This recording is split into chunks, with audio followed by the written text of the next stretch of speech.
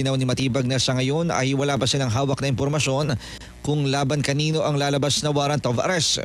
Pananiyak ni Matibag, sisilbin nila ang mandamiento de arresto bilang pagtupad sa kanang mandato na tagapagpatupad ng batas. Markado!